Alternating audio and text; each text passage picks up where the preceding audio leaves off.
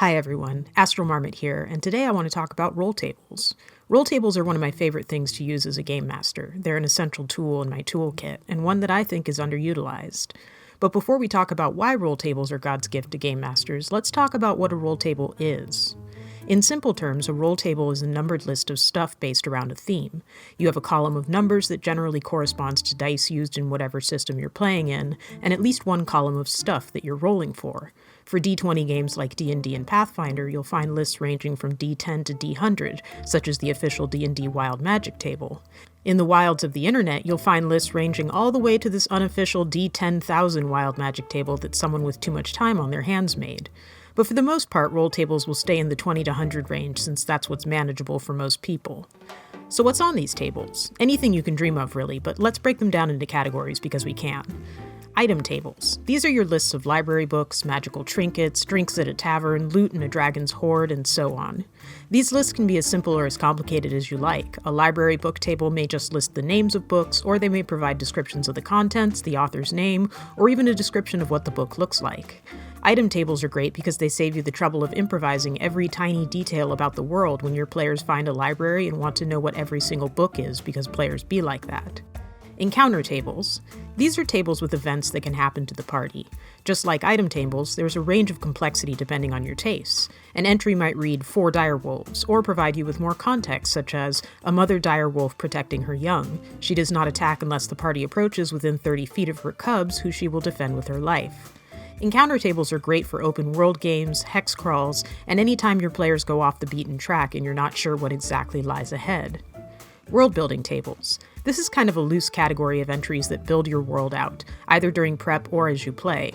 In my homebrew world of Tarako, there's an area heavily inspired by the historic Mali Empire, and I created a table of names that are appropriate for that time and setting that I can use whenever the party runs into a random NPC. In the game Ironsworn, world-building tables are integral to the game. You build the world out as you play, and the book provides everything from locations to NPCs to themes and outcomes. To quote the Ironsworn rulebook, roll tables leverage the power of your creative interpretation. You'll be surprised how often a seemingly random result seems to feed directly into your character's story and the world you've established through play. This is the power of creative interpretation at work. But this leads us to an important question.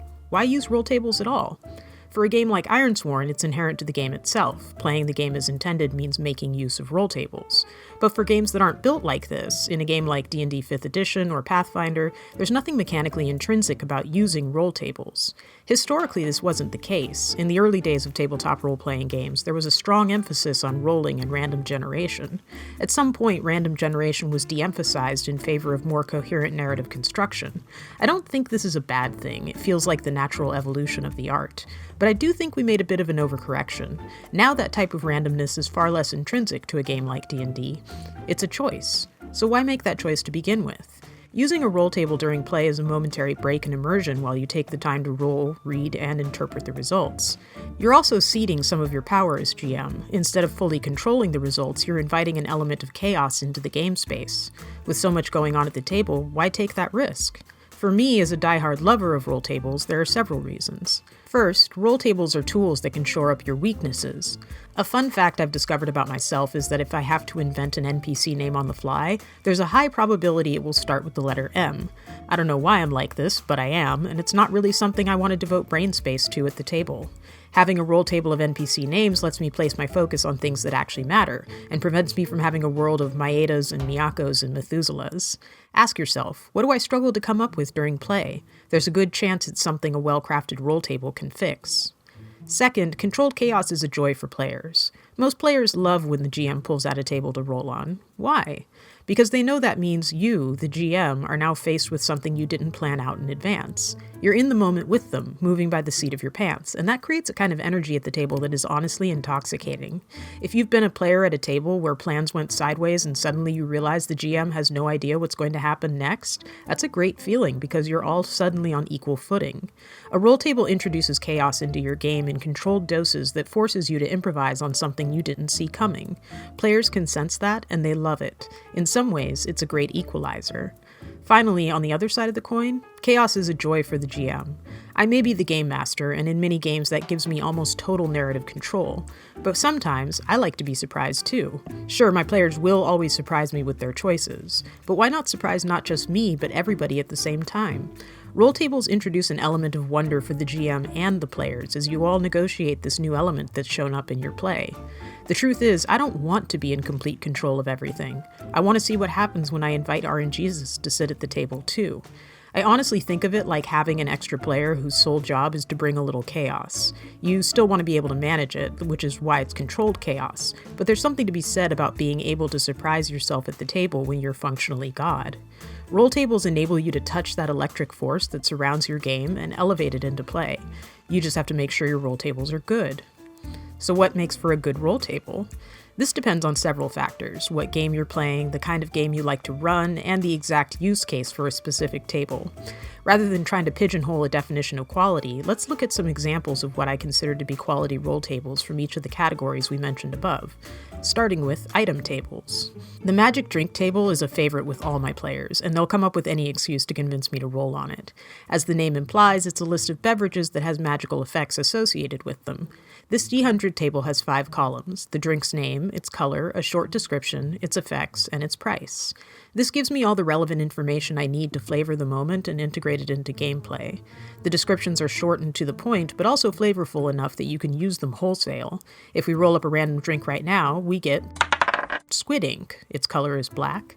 It goes down slowly and coats your mouth and throat, usually followed by a chaser. Its effect is advantage on hiding or escaping during the rest of the session, and its cost, 3 gold. With that, I now have a tool on hand to make that tavern encounter just a little bit spicier. What makes this table work so well is the combination of brevity and variety. Each item is to the point, and each entry is unique from the others. Having a column for the beverage's color or the price may seem superfluous, and you're free to ignore them, but having that information on hand facilitates immersion in the game world. This is a great table because it gives you information you can use to roleplay the introduction of the item into play. The origin of this table seems to be from the WordPress blog Arakin's Lair. You'll find a link to it in the description. For quality encounter tables, let me introduce you to my favorite madman of roll table creation, D4 Caltrops. This blog is a treasure trove for anyone who loves roll tables, with hundreds of different types of tables for different situations. In addition to his many excellent item tables, he also created D100 encounter tables for every monster in the Old School Essentials book, which makes them usable in any system that has mummies and mermen and magicians.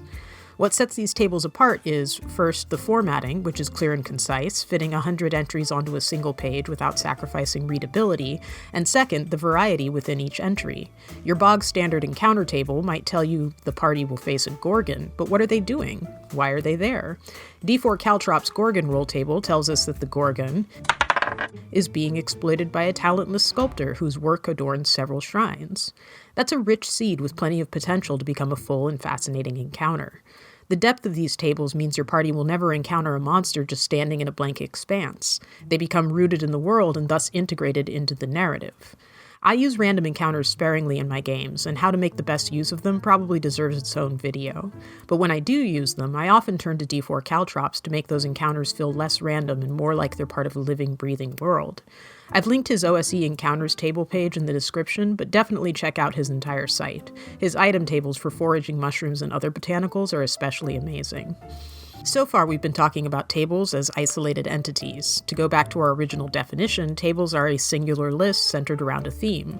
But what happens when you take a group of roll tables, all centered around the same theme, and use them in conjunction? At that point, you have a generator. You're probably familiar with online generators. A quick Google search will pull up hundreds of tavern generators, NPC generators, even entire cities or worlds. Behind the scenes, these are just a lot of roll tables all working together to create a singular output. Generators are especially useful in the context of world building, and one of my favorites is called the Magic of Books. Created by Mark Hart, the Magic of Books is an extremely niche way of generating spellbooks, tomes, and scrolls. While your standard book roll table will give you the name of the book and maybe a description of its contents, those are the only 2 things this won't tell you about the book. By going through the various tables, you'll get descriptions of the book's cover, pages, size, appearance, quirks, history, and the author. Like many world-building tables, this is not for use during gameplay. It takes a good 5 to 10 minutes to go through the lists and get a single book. But the kind of book that this generator outputs will be something wholly unique in your world. To give you an example, I rolled up a book without a cover, bundled sheets bound with cord or twine. The sheets are made of parchment, and they are large to the point of being unwieldy. The pages are filthy, cracked, and dog-eared. The book is a translation of a translation, and it was discovered lying on the ground immediately following a battle. Every past owner of the book died a tragic death. It's between 100 and 250 years old, and there's a bas-relief demonic face on the first page that bites anyone but the owner who touches it. The author was a famous, well-respected writer in the field who wanted to preserve the details of an event for future generations. They are also an intelligent undead. What ideas does that spark in you? For me, I see the notes and musings of an undead giant, tracking the history of their people, translated from giantish into common, containing secret knowledge of the event by which their people were turned into undead, and enchanted by demonic magic as a ward against theft. This would be a very cool piece of loot to be found after a battle, as the prompt suggested, or you can ignore that part and place this in your world in the way that makes the most sense for your game. I love these tables because they manage to be incredibly specific while still leaving ample room for your creative imaginings to water the seeds it provides you. Use these tables when you want to generate a magic book that has some character, that stands out from the other books in the world of magic. I wasn't able to track down the origin of this table, but I do remember it was free, so you'll find it linked in the description below. Ultimately, the quality of a table depends on its use case. A quality name table will have a large selection of names that can be pulled from quickly and that suit the part of the world that you're playing in.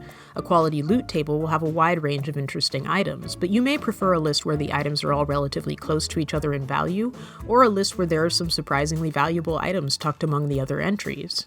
Getting the most out of your roll tables entails two things: knowing your tables well and organizing them effectively. Knowing your tables well means reading the table before you start using it. You don't have to memorize every entry, but if you're using a table someone else created or that you found randomly in the wilds of the internet, it's rare to find one that is 100% perfect for your table. Not impossible, but rare. Some entries will be stronger than others, some may not be suited for your game, some may even contain content that you find offensive, none of which you want to deal with at the table. I recommend reading your tables before you use them and editing them to suit your needs. Knowing your tables won't take away from the surprise in the moment, it just means that whatever you're surprised with will be that much easier to integrate because it's been vetted by you in advance. Organizing your tables means having them in a format that you can easily pull up and make use of quickly during gameplay. Roll tables that I use frequently, such as the magic drink table and the character questions I ask at the beginning of each session, all live in a Google spreadsheet that stays open throughout the session.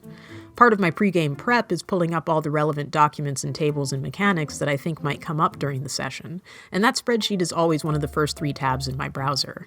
This is a good solution, but it's not perfect. I would love to have, for example, all of D4 Caltrops encounter tables in a spreadsheet, but there's just too many of them to make that an efficient choice. I have so many different book tables that they've earned their own spreadsheet separate from my main one, and some tables just aren't formatted correctly or would take too long to copy out in their entirety. And not all tables are used in play. The vast majority of my world-building tables, like the magic of books, only come out during prep and don't really need to be readily accessible during the game.